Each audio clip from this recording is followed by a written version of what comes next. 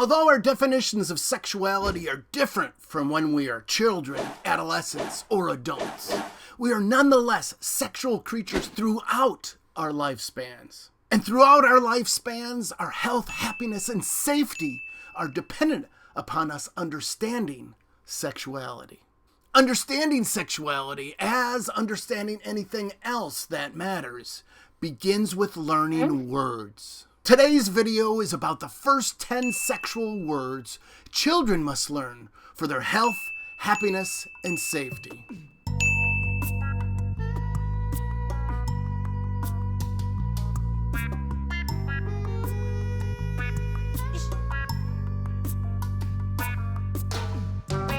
Sexuality can be defined as a form of communication driven by intimacy to achieve biological, psychological, and sociological fulfillment. Intimacy and fulfillment are mostly based on a person's age, whereas communication is based solely on how clear the mode of communication is. If communication is transparent, then it allows for intimacy and fulfillment. For children, transparent communication allows for emotional bonding with parents to achieve physical growth and development, self-esteem and identity, and an understanding of social cues and relationships. However, if communication is non-transparent, then these measures of children's intimacy and fulfillment will be inhibited. Transparent verbal communication uses denotative words.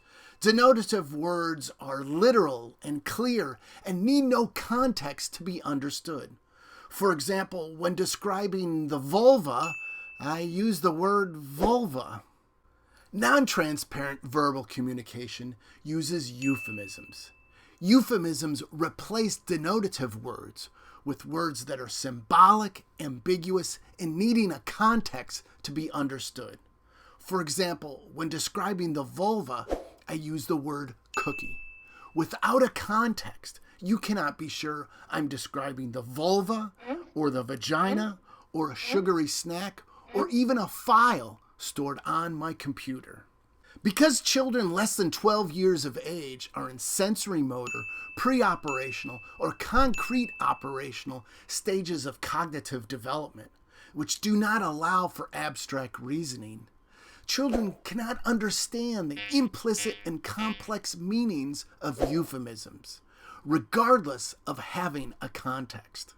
Therefore, teaching sexual euphemisms to children confuses them about sexuality, which in turn negatively affects their emotional, psychological, and physical development, and their understanding of self, relationships, and social mores. Recently, one of my students shared a particularly sad story about how confusing and in fact dangerous sexual euphemisms can be to a child's ability to communicate. Almost every day after class and before boarding the bus, an elementary school teacher had one of his students come up to him and say, "I don't like to go home because my uncle touches my cookie, and he keeps on doing it, even though I tell him to stop." Assuming the little girl's uncle was stealing her snacks, the school teacher repeatedly reassured the little girl the uncle would eventually stop if she kept on telling him to stop stealing her cookies. This went on for 2 months, until the first parent-teacher conference of the school year. During the conference with the little girl's parents, the school teacher offhandedly remarked, "I hope your daughter's uncle has stopped stealing her cookies." To which the parents replied in puzzlement, "What are you talking about? Our daughter does not eat cookies. She has hypoglycemia. The only cookie she knows about is the word we taught her to describe her vulva." The most frequent reason why parents do not teach their children denotative words about sex is because parents want to keep their children innocent. The truth of the matter is sexual euphemisms do not keep children innocent. Sexual euphemisms make children ignorant, and ignorance deprives children of empowerment. 3 facts put this loss of empowerment and its ramifications in perspective. Fact number 1. Sexual abuse, assault, and rape are most likely to occur during childhood. Fact number 2. Most sexually abused children are unable to report the abuse until years afterward because they do not have the words to describe what happened to them.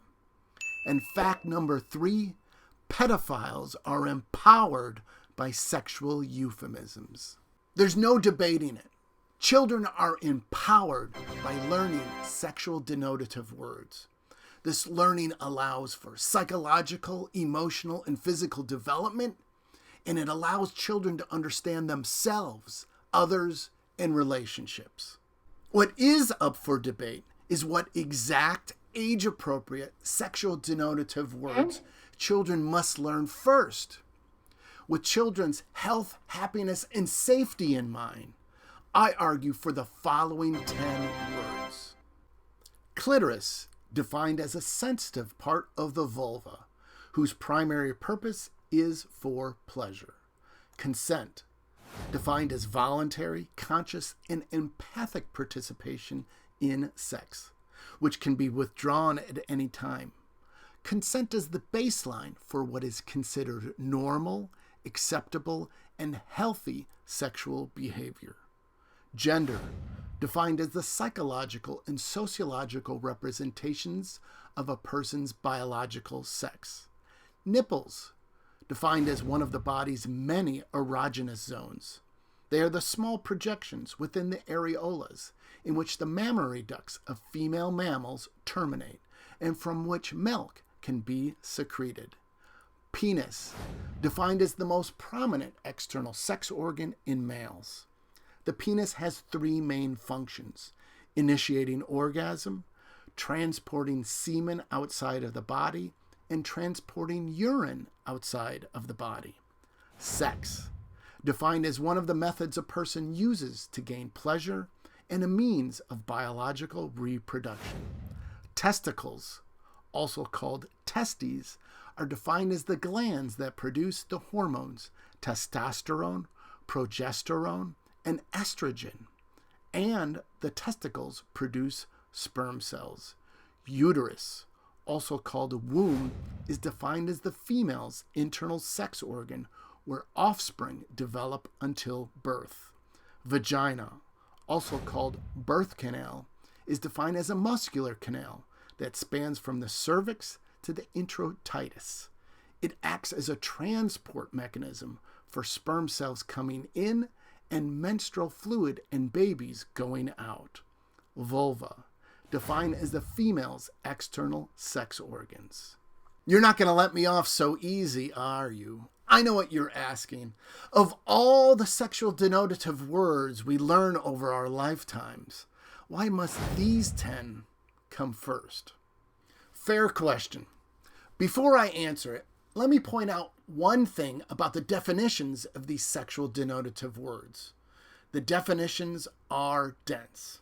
That is, most of the definitions contain more sexual denotative words, needing more definitions. The density of the definitions is by no accident, as it fosters 1. Communication between the parent and child, and 2. Further curiosity, learning, and understanding about sexuality. Now, to answer your question, these 10 sexual denotative words were selected to form a foundation for the child's, adolescent's, and eventually the adult's learning about sexuality to be built upon. Without a strong foundation, objective learning about sexuality is not possible. And the strength of this foundation is dependent upon understanding pleasure, anatomy and physiology, and gender. More than anything else, sex is about pleasure. Thus, the 10 words facilitate an understanding of pleasure. By doing this, they allow children to understand 1. Masturbation, erogenous zones, and other natural self-explorations for learning. 2. Empathy, pain, and perspectives other than their own when it comes to sensitive areas of the body. And 3, contrasting definitions of sex being about something different from pleasure, like reproduction, authority, and morality. As humans, we are basically curious. And one of the first things we're curious about is our own sexual anatomy and physiology. Thus, the 10 words facilitate an understanding and knowledge about anatomy and physiology, which 1, increases the potential for hygiene, reproductive health, and life satisfaction. 2, allows for thoughtful discussions about anatomy and physiology within relationships, which reduces the potential for miscommunication, physical diseases, and sexual abuse. And 3, being knowledgeable about anatomy and physiology allows children to become aware of the true motivating forces behind their sexual curiosity, which negates sexual secrets, guilt, and shame, and enhances self-esteem, self-efficacy, and sexual health. Immediately following birth, and oftentimes even before it, for example during gender reveal parties, society binarily determines what boys and girls should be doing. From something as simple as boys should be wearing blue and girls should be wearing pink, to things as complex as boys should be aggressive and girls should be passive. Our entire identities are based upon gender. Whether we identify ourselves as Texans, Americans, saxophonists, soldiers, surfers, mothers, bakers, Chicago Bears fans, or some combination of any of the identities on this list and beyond, they are all based upon being a boy, a girl, or non-binary. Gender is our truest starting place. By 3 years of age, not only is society judging us as acting like a boy or a girl, so too are we thinking about our own gender characteristics, often not in binary terms, and how we go about expressing them. Thus, these 10 words facilitate an understanding of gender and identity, and by doing this, they allow children to understand 1, description, reflection, and introspection of moral self. 2, power, control, and ownership of person. And 3, self-concept as it relates to gender identity, gender role, and gender expression.